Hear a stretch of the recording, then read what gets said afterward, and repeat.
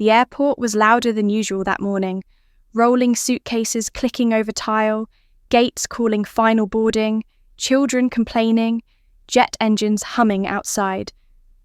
I moved through the crowd like a ghost, dragging my old black suitcase that had one broken wheel and squeaked every few steps. My eyes were dull from a sleepless night. My mind still replayed the fight I had with my father before leaving. It was supposed to be a clean break, a one-way ticket to anywhere but home. And then I felt a hand grab my arm.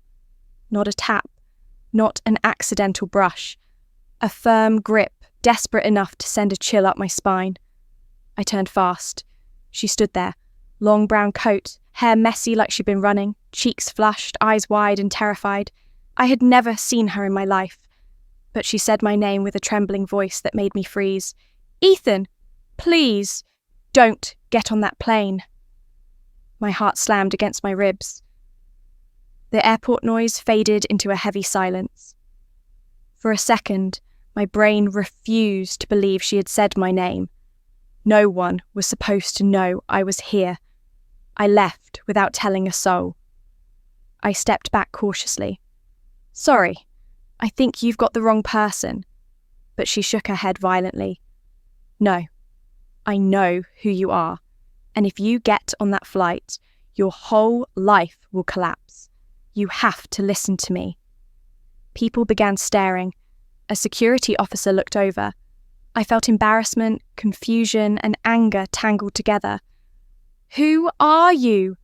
Her lips trembled before she whispered, "Someone your mother trusted." My breath stopped. "My mum died 7 years ago."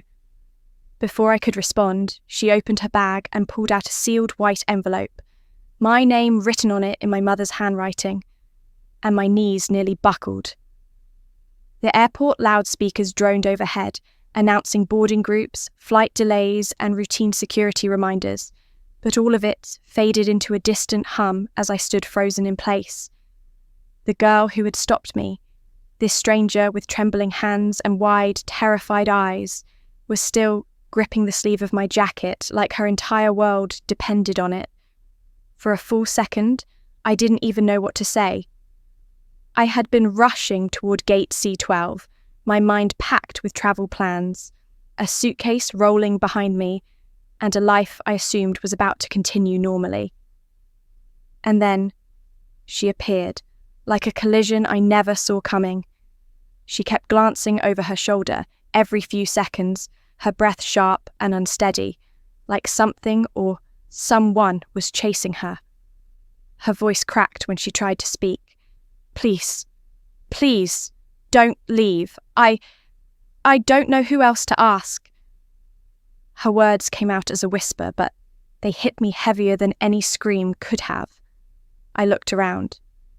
People rushed past, their luggage wheels rattling on the tile floor, passengers shouting about missed flights, children crying in the background. Yet, somehow, it felt like we were the only two people in the entire building. I led her away from the center of the hallway so she could catch her breath. Her fingers fluttered nervously around the strap of her backpack, which looked like it had been ripped, one side hanging by only a few threads. Her clothes were wrinkled, her eyes swollen from crying, and the way she held herself, half shaking, half bracing for impact, made my gut tighten. This wasn't a casual problem. Something was wrong.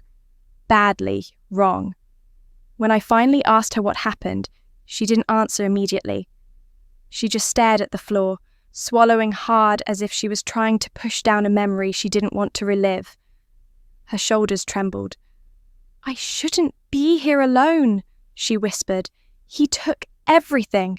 My wallet, my phone, even my ticket. I only escaped because the hotel staff distracted him for a moment." Her breath hitched. I thought I lost him, but I saw him again, here, at this airport." Every word felt heavier than the one before.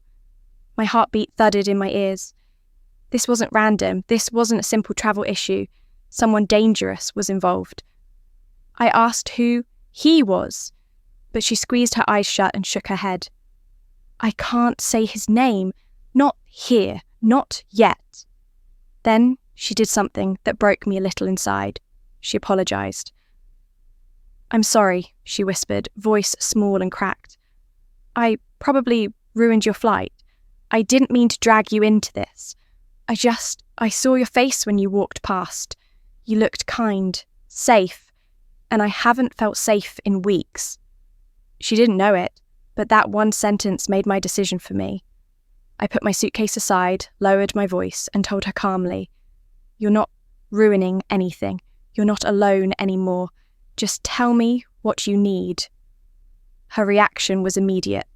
Her knees wobbled, her breath shuddered, and for the first time since she grabbed me, her eyes softened, as if she couldn't believe somebody actually cared enough to listen. She wiped her tears with the sleeve of her sweater, looked around one last time, scanning the crowd, terrified he might appear again, and then nodded slowly. "Okay," she whispered. "I'll tell you everything. But not here. They're watching."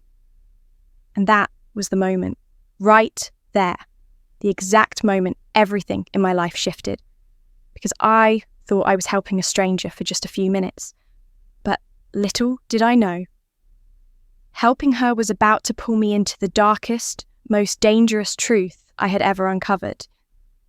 I stood frozen in the middle of the crowded terminal, the boarding announcement echoing faintly behind me. People brushed past, wheels of their suitcases clattering over the glossy floor, but everything around me felt muted, like someone had pressed pause on the world. The woman kept staring at me, eyes filled with something I couldn't read. Not anger, not fear, something deeper, almost like desperation. I swallowed hard. "How do you know my name?" My voice trembled despite my effort to stay calm. She took a shaky breath and stepped closer, her hands trembling as she held her bag to her chest. "Because..." She paused, her voice cracking.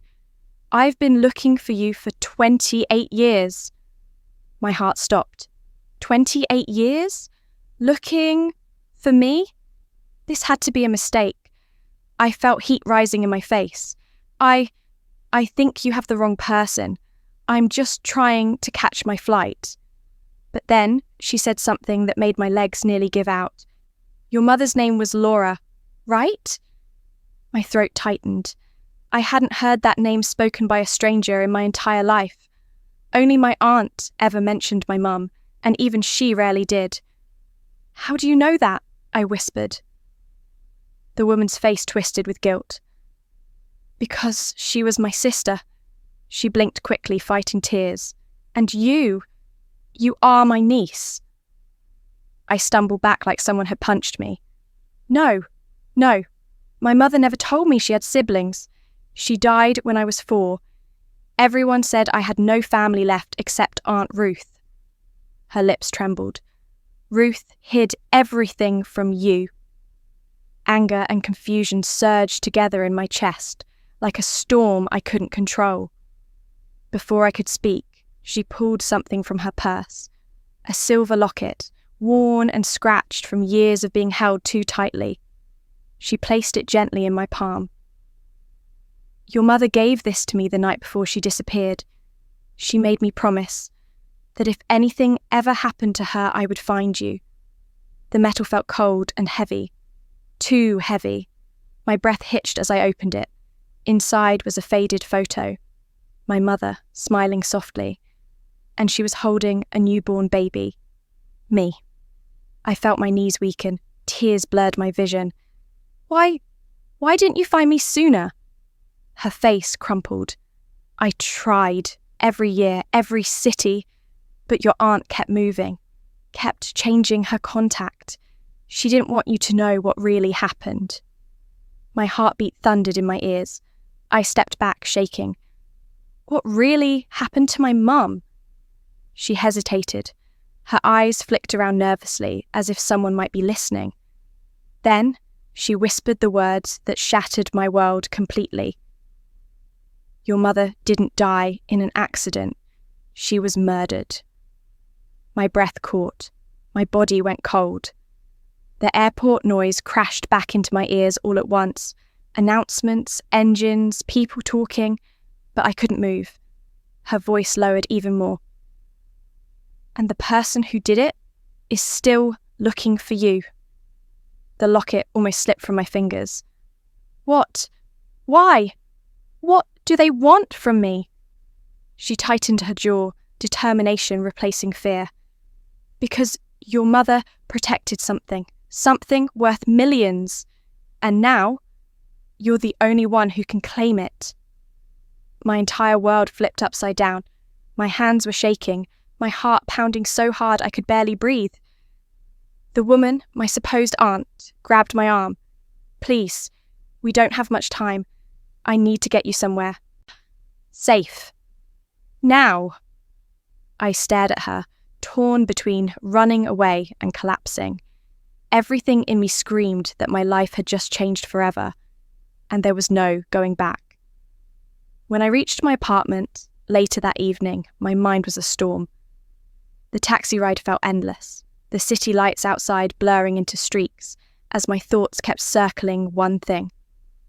Why would a stranger stop me at the airport and claim she knew my mother? And more importantly, why had she cried when she said her name? I placed the small wooden box she had handed me on the kitchen counter. My fingers hovered over its surface. It was old, heavy, carved with a symbol I had never seen, 2 interlocking circles with a line through the middle. I didn't want to open it. I was terrified of what it might reveal. Finally, I took a deep breath and unlatched the lid. Inside, carefully folded, was a letter written in my mother's handwriting. My heart dropped. I hadn't seen her handwriting in years, not since she died. Just seeing the curves of the ink made my throat tighten. Beneath the letter were 3 items. A faded photograph of my mother with the same woman I had just met at the airport, a plane ticket dated 24 years ago, and a hospital bracelet with a baby's name tag. My name. My hands shook violently.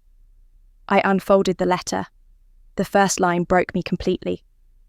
If you are reading this, it means the truth has finally reached you. I sank into a chair, eyes burning as I read every word. My mother confessed something I never imagined, something she had kept hidden her entire life. She wrote about being young, alone, and terrified when she got pregnant. She wrote about a powerful man, my biological father, who had forbid her from keeping the baby. She had run away to protect me. The woman at the airport, her best friend, the only person who helped her disappear. Every sentence felt like a crack spreading across my chest. My whole life, I believed my mother had no one. I believed she struggled alone. But she had people. She had a history. She had secrets I never knew. My breath caught when I reached the final paragraph. He has been looking for you. If she finds you first, it means time has run out. Go with her. She will keep you safe. I froze. He? Looking for me? Why? A cold fear crawled up my spine. At that moment, my phone buzzed, an unknown number, a text message. Did she give you the box? We need to meet. Tonight. Before he does. My stomach twisted. The room felt smaller, the air heavier. This wasn't just about my mother's past. This was about my future. And the woman from the airport wasn't done with me yet. When the ambulance doors finally closed behind her, the airport noise faded into a distant hum. I stood there, frozen between 2 sliding doors. One leading back to the life I had always known, and the other leading into a future I had never imagined. People moved around me, luggage wheels clicking, announcements echoing through the hall, but inside me, everything felt strangely still, as if time itself had paused to watch what I would do next. I replayed every second of the last hour, her trembling hands clutching my sleeve, the desperation in her eyes, the way she said, "Please, I don't have anyone else. And then, the truth that broke through everything. I had been rushing for a flight that would take me away from a life where I constantly felt invisible, unheard, unvalued. Yet, in that chaotic airport, a complete stranger had seen something in me no one else ever did. She trusted me with her life. I walked outside, leaning my head back as the evening wind brushed against my face. My suitcase felt suddenly lighter. My plane had already taken off. The future I was running toward had left without me. Or maybe it wasn't meant for me in the first place. Because for the first time in years, I didn't feel like I was losing. I felt like I had arrived exactly where I was supposed to be. At the hospital, as I sat beside her bed, machines quietly beeping, she opened her eyes. Weak, but smiling.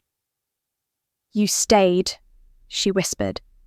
"I did," I replied softly, "and I'm not going anywhere." She told me the truth, about the people chasing her, the documents she carried, the danger she was in. But more than that, she told me about her life, her failures, her regrets, her hope that the world still had good people in it. And somehow, in that sterile room filled with cold metal and white walls, I realized she wasn't the only one searching for something. For years, I had moved through life like a ghost, unnoticed, unimportant, replaceable. But this moment, this choice, had rewritten everything. I wasn't just the person she stopped at random. I was the person she needed. And she became the person who reminded me that sometimes life changes not through grand plans or big dreams, but through a stranger's hand grabbing your jacket in a crowded airport. When morning sunlight spilled through the hospital window, she looked at me again and said the words that changed everything. "I think meeting you saved my life." I smiled, not because I was a hero, but because for the first time, I believed my life could mean something more than survival. Maybe this wasn't the journey I had planned, but it was the journey that had finally chosen me. And as I sat beside her, I understood one thing clearly. Sometimes, the people who change your life forever are the ones you never expect to meet. And sometimes, the moment you think you're losing everything is exactly when your real story begins. When Amelia finished reading the last page, the room felt impossibly still.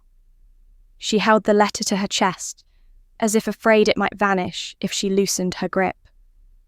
For a long moment, neither of us spoke. The world outside continued normally. Distant airport announcements, soft footsteps, rolling suitcases. But inside this small meeting room, everything felt sacred, suspended, fragile. Finally, she lifted her eyes.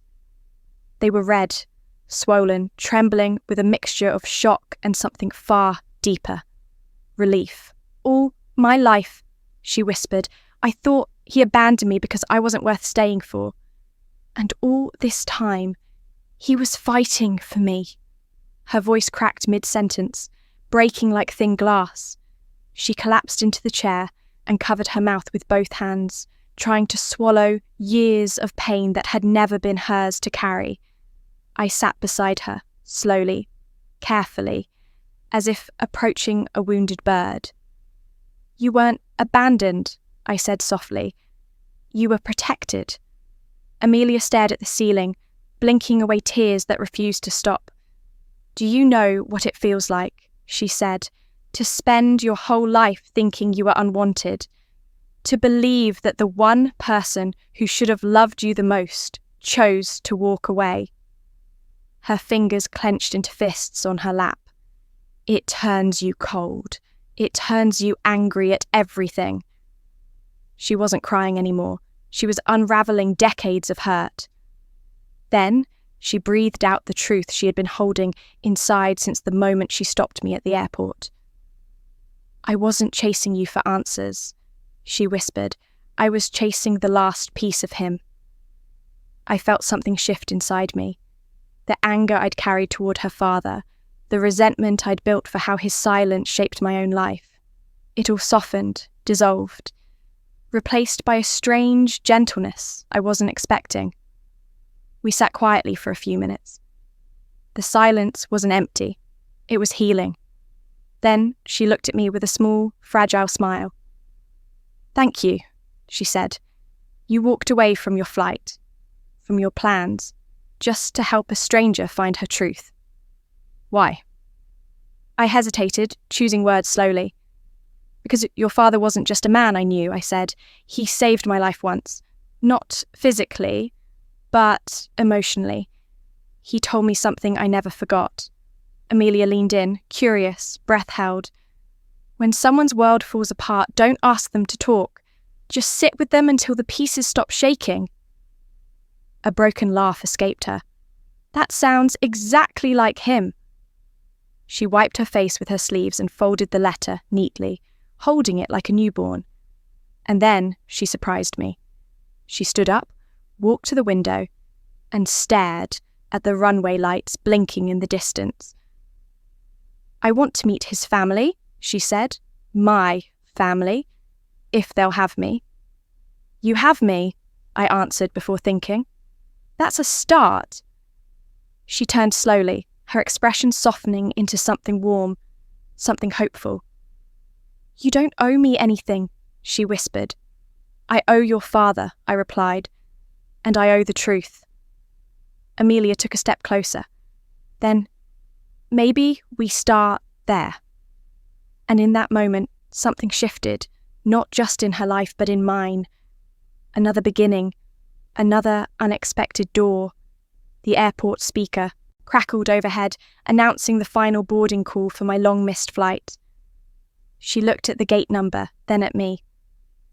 "You should go," she said. I shook my head. "No, my journey changed the moment you stopped me."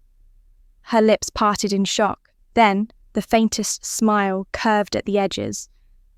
We walked out of the room together, calmer, steadier, carrying the truth like a lantern in the dark. She came into my life by accident, but what happened next felt like destiny finally correcting itself. Sometimes a stranger doesn't change your plans.